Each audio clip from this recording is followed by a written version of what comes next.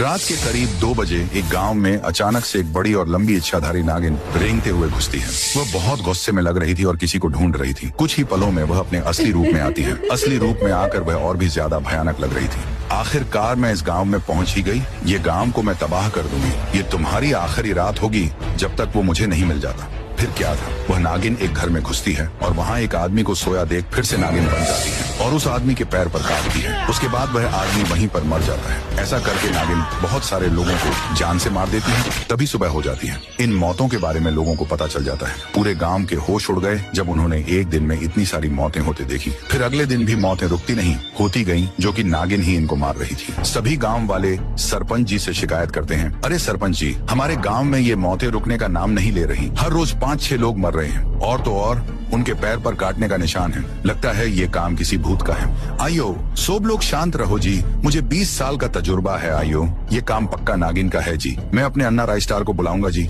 ये बात सुनकर लोग खुशी से झूमने लगते हैं। उसके बाद क्या था, सरपंच अगले दिन राय स्टार के पास आते हैं। अरे अय्यर इडली, तुम यहाँ पर कैसे आना हुआ? अन्ना, तुमको क्या बताऊं जी, हमारे गांव में रोज 5-6 लोग मरते हैं। आइयो, मुझे तो लगता है जी ये काम नागिन का हो सकता है। जी आइयो अन्ना, तुम ही कुछ मदद करो। उसके अगले दिन ही राय स्टार बिन बजाते हुए पूरे गांव में घूमता है ताकि वह नागिन बाहर आ सके। एक जगह पर बिन की आवाज सुनकर वही इच्छाधारी नागिन बाहर आती है और अपने असली रूप में आकर गुस्से से कहने लगती है, ए तेरी हिम्मत कैसे हुई मुझे बिन बजा के बुलाने की? अब तू नहीं बच पाएगा, बंद कर इसको, वरना तेरा ऐसा हाल करूंगी कि तू 7 जन्म तक ना भूल पाए। ए नागिन, पहले तो तू ये बता कि लोगों को जान से क्यों मार रही है? क्या चाहती तू इस गांव से और इंसानों से? ये कहकर राय स्टार फिर से बिन बजाने लगता है।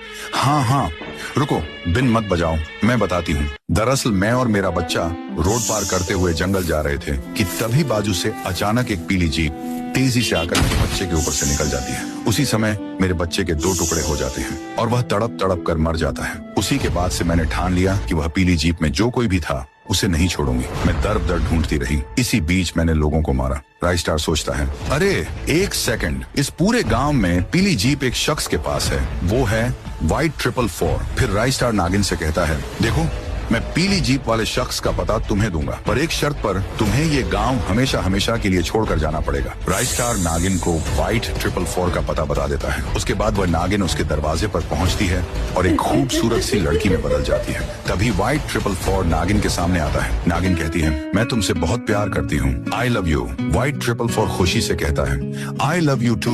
तभी दोनों ऊपर चले जाते हैं। White 444 नागिन को गंदे गंदे इशारे कर रहा था। फिर क्या था, वह नागिन उसके बदन पर उड़ी मार के White 444 के बदन को गोल गोल घूमकर टाइट जगह देती है और फिर अंत में